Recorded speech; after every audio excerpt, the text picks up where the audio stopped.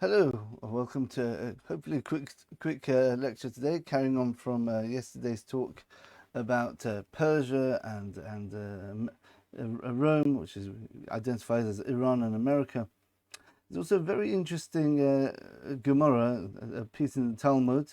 This is found in Sanhedrin 97b, where it speaks about those few pages there.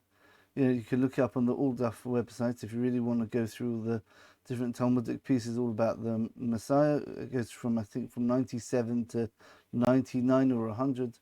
So it's quite, and they're very big pages, so there's quite a lot of material there. As I say, a lot of what we speak about is quite yeah, there's a lot of prophecies and all sorts of details about this, which I just can't go through unless we make a whole series, just slowly going through everything, make a whole channel out of it, to be honest. There's a discussion in the Talmud about the reason why we're in exile now, and the Roman exile, and why the world is not in its state of perfection as God's intending it to be, is because there's something wrong with the Jewish people. That's the essential message. The Jewish people have to fix something. And what is it exactly? It's the piece of Talmud in Yoma 9b, which is the page before the one which we were investigating yesterday, says that the first temple was destroyed for 3 cardinal sins of idolatry, adultery, and murder. Right, but the second temple, they didn't have those sins. Yeah, they seem to be fine, and they're learning Torah, and on the surface they seem to be doing everything very well. What was the problem? The problem is that they had needless hatred. The Jews were hating each other. They'd be nice to each other on the outside superficially, but deep down they thought, oh, why is that person, like, he gets on my nerves, or why is he, I wish this person would do that differently, or yeah, that person, why didn't he pay me up on time? And then, okay, you've got a legitimate argument, but you don't have to hate him. Yeah, he did the wrong thing. Okay, fine. People do the wrong thing. Do we not do the wrong thing? But then you have the hatred which comes from is unnecessary, and it's actually a violation of one of the commandments of not hating your friend in your heart. That's in Leviticus chapter 19.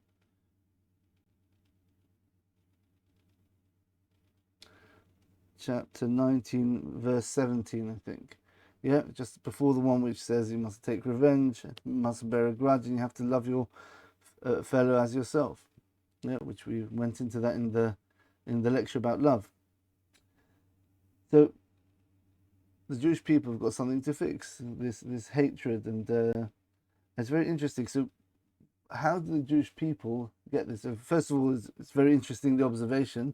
The second temple was destroyed in the time period of the beginning of the Roman exile, and we know what the Roman exile is. If you remember the lecture we gave about the 4 exiles, the 4 souls of the Jewish people, it's because the Jewish people have got a problem which correlates to the exile which they're in, which is the Roman exile, and the Roman exile is the one which is compared to the pig, which means that on the surface things seem to be very good. We look at Western society today, it looks very moral, very structured, very thriving, law and order. But then when you look a bit deeper, you notice the corruption and the basically people abusing the system or bypassing the system. As they say, by communism anyways, it's like all men are equal, but some are more equal than others, right? So that's the idea. We gave the story about the judge who's at the time of the Romans, and he sentenced 3 people to death, law and order. One was an adulterer, one was a necromancer or a magician or doing witchcraft or something like that, and one was a murderer. Yeah, very moral, very good. That's what the non-Jewish courts are meant to do. I mean, uphold the morals of a society, the seven commandments for non-Jews. Murder, adultery, witchcraft, the discussion where that's forbidden for non-Jews as well. Either way. And then as they were all going out to get executed, he whispered to his clerk next to him, said, I actually did all three of those just last night. This is the judge with immense hypocrisy. He actually was worse than the three people he was sentencing to death. So that's the idea of the external trappings of justice and being good, but deep down there's a corruption there, and yeah, that is the flaw in Western society today. It's a hypocrisy. It's not being sincere. It's not being consistent with your beliefs. We can see this a lot in America nowadays. It's and the Western world as well. But in America, it's really blatant. If you just keep an eye out for it. Of course, again, disclaimer. I'm not talking about every single person. Everyone's got the free will. The question is, what is the tendency? What are we fighting against? What is that bad nature which we're trying to overcome? This idea of, on the outside you're being nice and moral, but deep down you're actually corrupt. And you don't see this with the Eastern world, with the Muslims or other Eastern nations. Yeah, what you see is what you get. It's just what you see might not always be the nicest thing. Yeah, they're very open about what they're trying to do. Right. Okay, so that means the Jewish people have also got this struggle as well, and we explained it's the idea of the lower three souls of the Jewish people, the external ones all being pristine and working well, but the problem is that the deeper soul, which is the one which is who we are, is not. It's fallen asleep. It's not as if we've got an urge to do this, and we the strong us has to fight against this perversion of our one of the three different souls, either the intellectual, emotional, or the physical desires which we have in our three souls. The problem is not in the lower souls. The problem is in us. We lose who we are.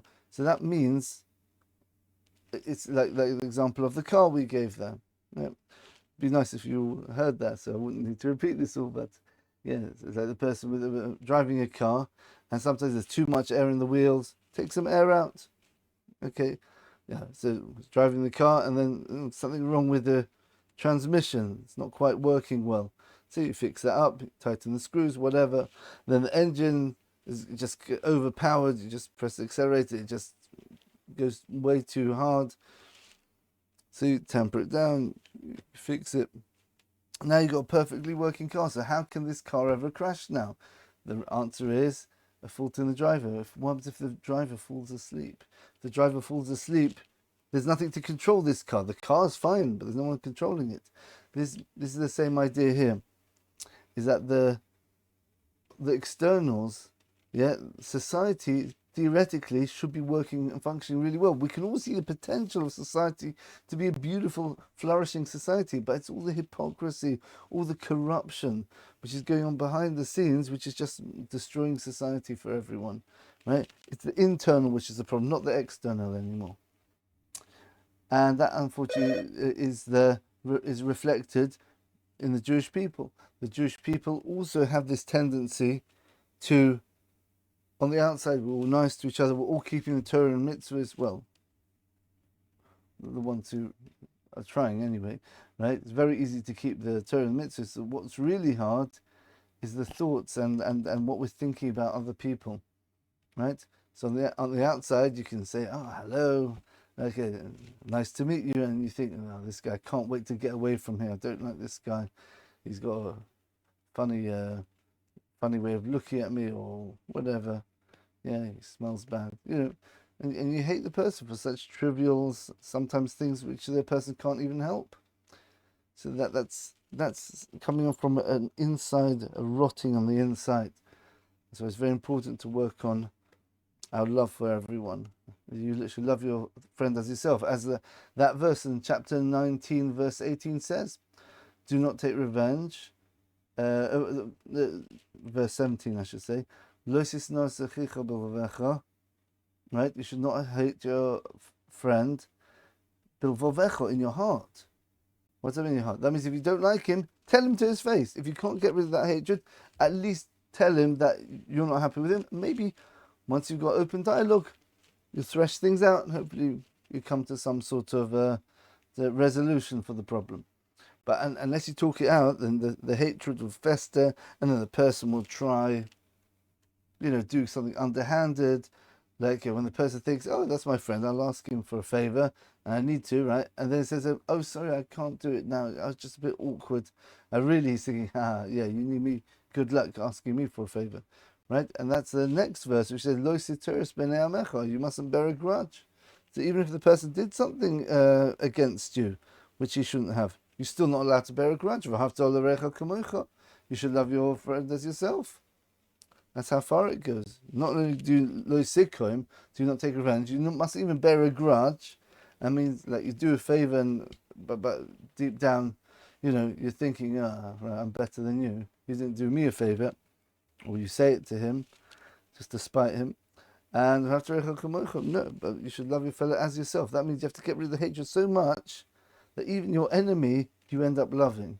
Yes, I don't know if it's a unique thing in the Jewish people, but it's definitely something which is focused on in Jewish ideology. It's hating your enemies, is loving your enemies, right? It depends. It only goes so far. If they're enemies of God, it's something different. If the person's a wicked person, it's not just a personal thing. He's a good person generally. It's just he rubs you up the wrong way, who did something wrong to you. Then you got to let it go. But if he's doing something where he's a wicked person, then you don't have any pity on him. Then you try to destroy him, right? Or at least get him to repent at least first. Otherwise, you bring him down to save other people. You can't have mercy on cruel people. Anyone who has mercy on the cruel is cruel themselves, as the saying goes.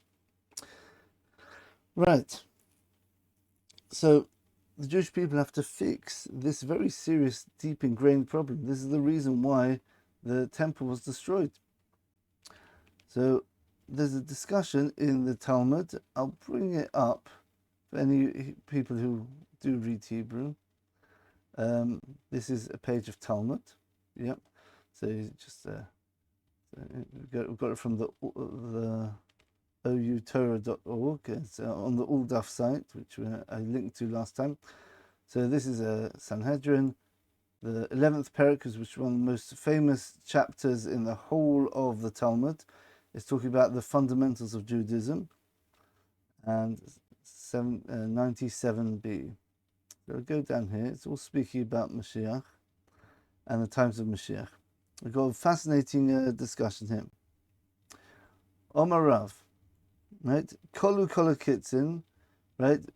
There are many prophecies which we find in the prophets that say, like in the book of Daniel, a time and a day and 1.5 days or something like that. And there's lots of different potential times when the Messiah can come. And the question is, are we ready, right? But the Rav's saying, we've actually gone past it already 2,000 years ago, or 1,700 years ago, I think Rav lived, 1,800 years ago. Yeah, he says, Kolu kitzim, it's too late. All of the designated times which are found in the scriptures are finished. So how do we get redeemed? Obviously, God has to bring His purpose to the world. Everything is dependent on repentance and masim tovim, and on good actions and being good people and doing positive, going out and doing good things. Or Shmuel Amar, the famous Rav and Shmuel in the Talmud, these are the first generations of the Talmudical sages. They're probably two of the most famous. And Shmuel says, it's good enough that the mourner is standing with his mourning, right? The idea is that the Jewish people, okay, so we weren't living up to the high standards which were expected of us, but at the end of the day, we've suffered for so much. Already the time of the Talmud, it's already only about 150 odd years after the destruction of the temple. They're saying it's good enough the suffering we've gone through already. or he could be referring to even later on, like today. We've gone through an immense amount of suffering, the Jewish people. Just look at Jewish history. Every few years there's been like a massacre of Jews in some place in the world, right? And that's been going for thousands of years, right? Yeah, it's part of our job. Yeah. Isaiah 53. Yeah, right. So the Jewish people have been suffering so much, so surely the suffering itself would be an atonement. So we see a very interesting allusion to the two ways that God fixes evil in the world. We spoke about this especially in our third Keystone lecture. There's three ways of bringing God into the world and bringing the awareness and knowledge and experience of God into the world. The first way is by doing the right thing. By doing the right thing, you with your free will are declaring God is real, His will is real, and there's nothing else which is significant besides God's will. And by doing that, you become in touch with that infinity, right? Obviously, you've got to choose that many, many times, and eventually all the different bits and pieces fall into place. However, if a person sins, surely that's a rebellion against God. How do we show that God's in charge there? By repenting. And we said that a true repentance out of love for God actually brings you to a higher level than if you would have just done the right thing to the first place. So let's say a person's default line is here, a person does the right thing, he goes up to here. A person fails, goes here, but when he repents, he gets there, right? Why? Because, as we said there, a person who hasn't done the sin yet, theoretically he could do the sin. But someone who's done the sin and then repents, it's impossible for him to do the sin at that moment because he's got such a connection with God that God can testify him, this person, as he is now, without any other new tests, which are harder. But really, he's changed himself so fundamentally that he won't do this sin again. So therefore, he's brought a higher level of awareness and of the reality of God into the world, is that not just I could do the sin, but God's in charge, I'm going to choose to listen to God. He's actually made a choice which reveals there isn't any real choice against God. I don't have a choice. My realization tells me that now. You've got a higher level of awareness. That's the two options of Rav, the first opinion, right? He says that Moshiach, the set aside times where God says, I'm going to bring the salvation, they're finished, but it's up to us. We can actually do the good actions and actually all the teshuvah, the repentance, or the masim tovim, all the good actions. Those are those first two there. Shmuel says no, right? Even if you go further, right? Is that it's good enough just the suffering? Because we said the third way to reveal God's truth is by rebelling against Him and not repenting. And how does that achieve that? Because now you've set up a potential or what seems to be antagonist to God, and the more a person rebels against God, he sets up a situation where we actually get to see what God is capable of now. Because now, if everyone's listening to Him or doing repentance, fine, okay, God was lucky they did the right thing. But what if people refuse to do the right thing?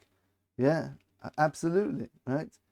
So what happens? And we say that is the highest revelation of God's power, is where He rewards the people who do the evil because they deserve it, even though they didn't choose to do anything right. How does that work?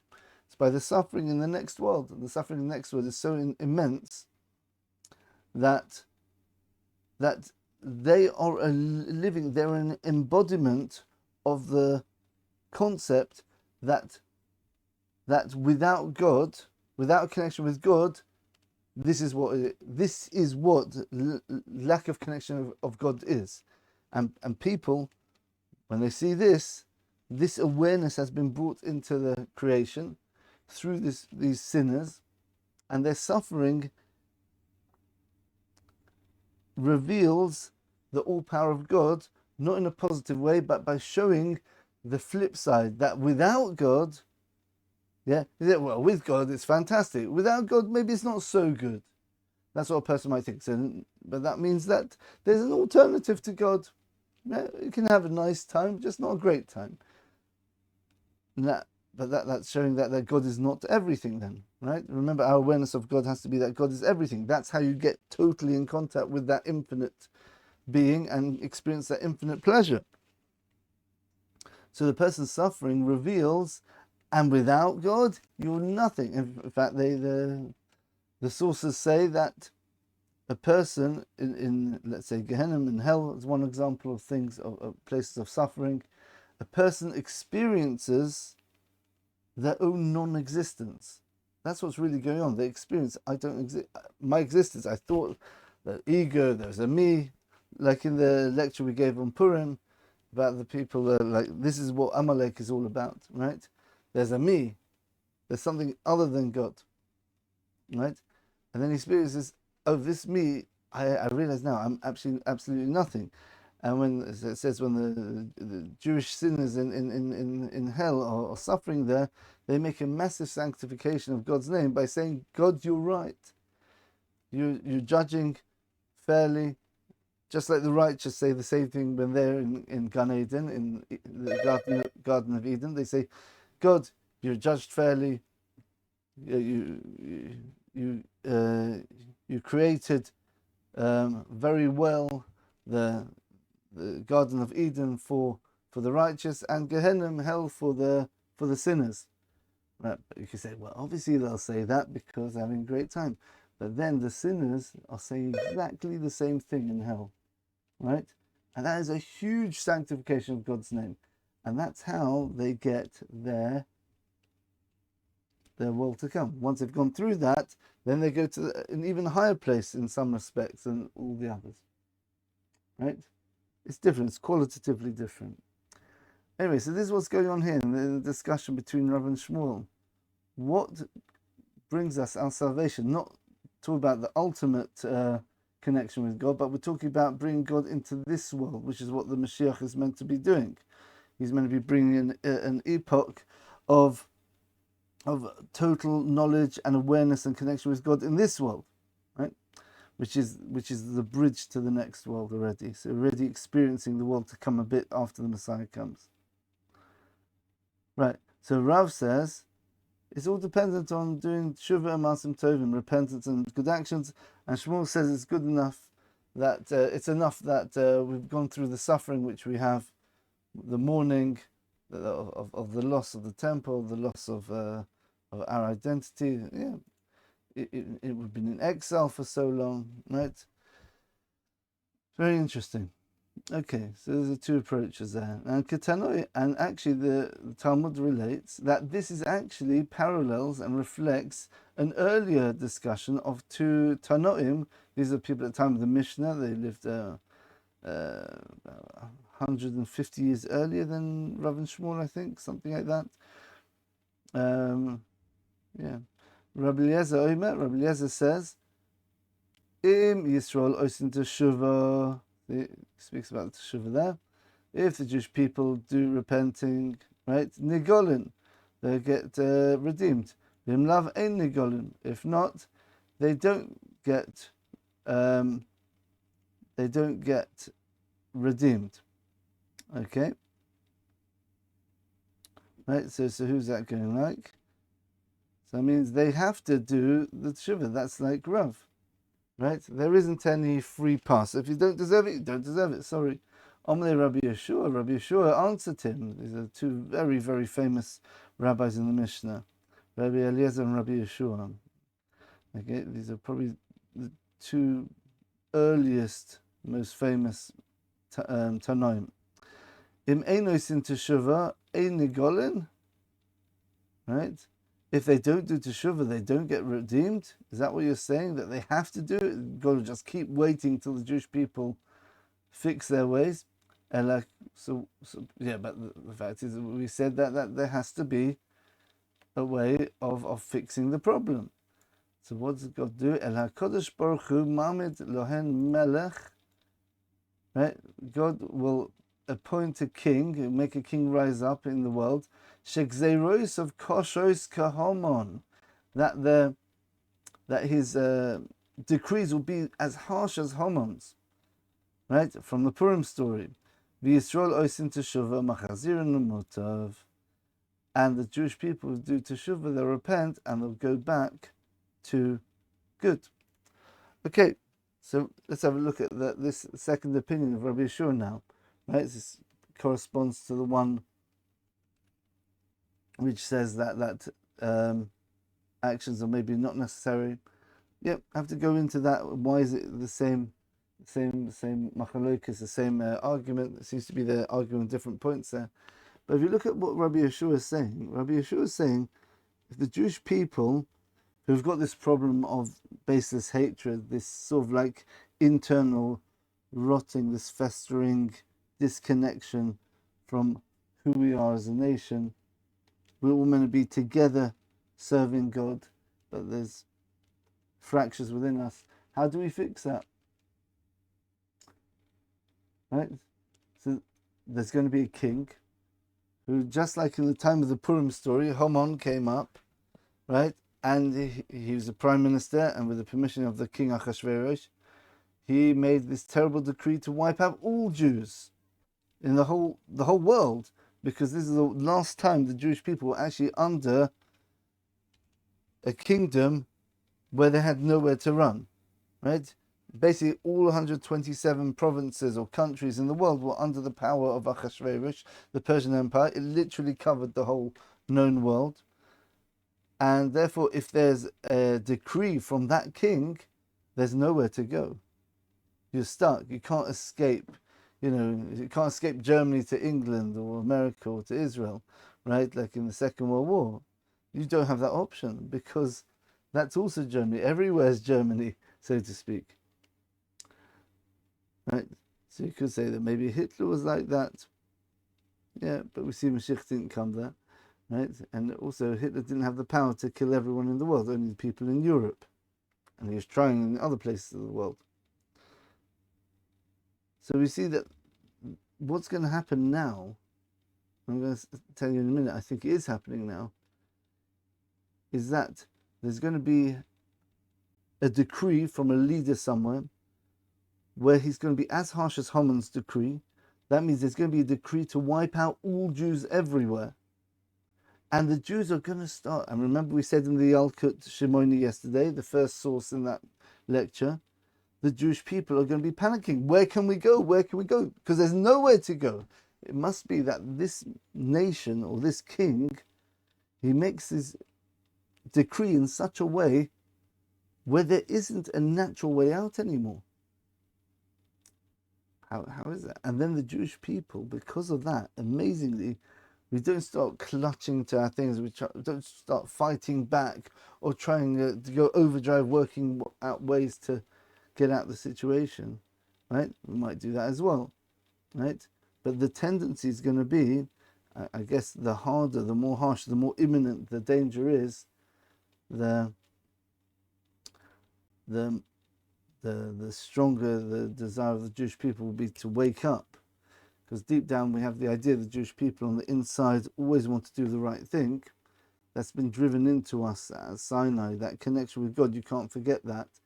And it's only like as time goes on, you've got distractions, you've got different nations, different physical attractions, which make you forget about God. But deep down, we all want to do the right thing. So God chose us to bring His message to the world, because He knows that we're dedicated, we're stubborn, and we, despite all the distractions and all the temptations and all the persecutions, we still stay strong, and we have for 3,500 years almost against the world, just like our father Abraham did. He was one person against almost the whole world on the other side who were idolaters. He said, no, I believe there's a one God, I'm not budging. And look, half the world believes that now, there's a one God. Christians and Muslims. So he succeeded to an extent there, at least in name they believe in one God. So this, usually when a person gets oppressed, then he'll turn to God, right? I said, oh God, save me, right? That's a no atheist in the foxhole sort of thing. But here with the Jewish people, that wasn't their problem. They, at the time of destruction of the Second Temple, they had a connection with God. The problem was the lack of unity. So what's going to happen? It seems to be that the king is going to come, threaten the Jews, and the Jews are going to realize, we're the Jewish people. Why are we doing all this infighting? We should make peace with each other. That is what God's waiting for, right? The others, there's a second stage later, is that once the Jewish people are all together, unified, then the people who are not so dedicated to God, we're going to have a separate process to fix that. But we have to be unified as a people first. That's the idea of the Jewish people repenting. And it's going to happen because of a king who wants to wipe out all the Jews, and it seems he'll have the ability to do it as well. And you see now, that's where we get into the current events. So on October the 1st, or whatever it was, so the end of September, there were some terrible arguments in the land of Israel, for example, between the secular and the religious Jews. It was horrible. There'd never been such a bad level of hatred between them. For the non-Jews there, you just might not know about this, but people deliberately stopping the Yom Kippur, the holiest day of the year, the Day of Atonement prayers. They wanted to make a quorum to do prayers, and the non-religious were actively stopping them doing it. Yeah, usually live and let live sort of thing, but here there was such a hatred. And then suddenly October the 7th happened, and that could have been the beginning of the wiping out of the Jews in Israel anyway.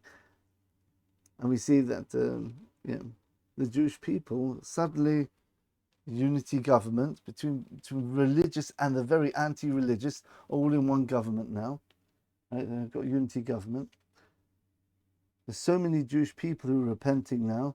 There's many stories about that Tzitzis people wanting for the first time to wear the fringes. There's a whole story behind why that what triggered that awareness. Yeah, and people are in Israel anyway. A lot of people are becoming religious even now, right? But at least the boundaries, we've got Jews working together. And we got religious people going into the army now, which was a point of contention before, right? And it seems that it's a beautiful sort of a harmony. When the Jewish people are united, then the rest of the world will experience that goodness as well. That filters down, because we're the sort of the channels of the spiritual energy of God into the world, and hopefully by doing that, then even the nations of the world will have this sort of unity in a good way. But anyway, until that happens, the Jewish people are starting to repent now. And so we're seeing a living realization of that prophecy of the Talmud of 2,000 odd years ago. There's going to be a king who wants to wipe out the Jews. Who's that? It's not Hamas. Who's funding Hamas and all the other terrorist groups? It's Iran. Now, if you remember this beautiful idea here, it says God will bring a king, a ruler, as harsh as Haman. Where was Haman from? Which one of the countries of the earth was Haman from? Where did he come from? He was from Persia. Haman was a Persian person, right? He was an Amalek, but he was an Amalek who was living in Persia, right? So now we have literally a king, the head of Iran, the Persia, the Ayatollah, right, who's made a fatwa, or whatever they call it, decree. We've got to destroy all the Jews, right? Not just the ones in Israel, because now what's happening, maybe this is not what his intention, but because of all the people, all the propaganda being put out on behalf of the Gazans, right? I'm not going into all the different details of that. But it's stoking an immense hatred of Jews all over the world. It's incredible, right? We thought, oh, just people in Israel. It was like whenever there was a fight between the Israelis and the Palestinians in previous times, yeah, okay, you can get a small rise in anti-Semitism, but now it's gone off the scale. It's ridiculous. You're hearing stories from, I'm not going into the details of the terrible anti-Semitism going on all over the world where there's Jews there, right? So now the Jewish people, because of this king which wants to destroy the Jews, are starting to repent. And we look at in the religious communities, we're becoming much more careful about certain things which we weren't careful about before. I'm not getting into details there. Each community knows the different repentances on different things which they're working on, even in the highly religious communities like the one I'm in here, north of England. Yeah, so it's an amazing thing, and God's irony is incredible. Just like in the Purim story, yeah, there was a king who wanted to wipe us out, but that king was from Persia. So too, God is going to make a king before Moshiach comes to get the Jews to repent, and that king happens to be from Persia. It didn't have to be from Persia, but God's saying, yeah, I just want to make it a bit clearer for you. This king's from Persia. But we haven't finished yet. This is the kicker. This is just beautiful. We all know that the original leader of the Islamic regime of Iran was called Ayatollah Khomeini. Khomeini sounds a lot like Haman. The problem is he's not in charge now. But you know who is in charge? The second leader, who after the Ayatollah Khomeini died, there's a new one put in. He's called the Ayatollah Hamani. Hamani. His name is Haman. It's like, God, what are you doing here? You're making it so obvious, right? It's just beautiful. I just like when I realized that, I thought, wow, God's going to bring a leader who wants to wipe out the Jews, like Haman, right? And Haman was from Persia, right? Just like the Ayatollah's, the leader of Iran, Persia. And his name is Haman. Hamani, that is Haman.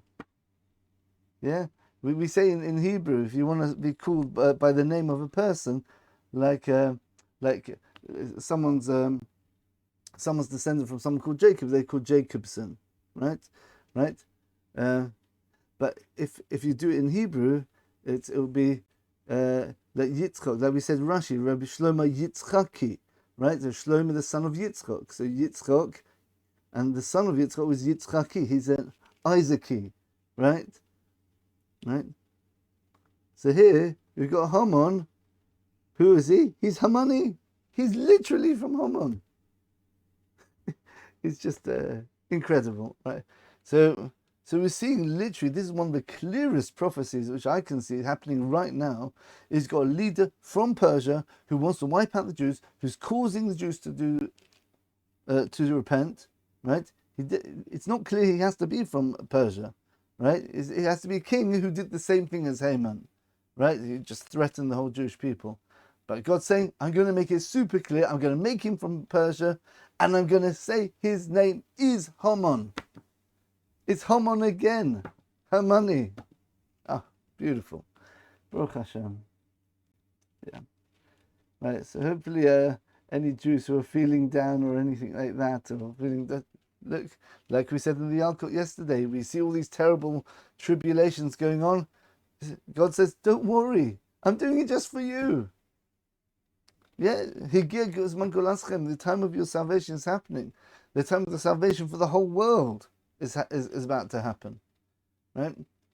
And all these troubles and tribulations are just the birth pangs.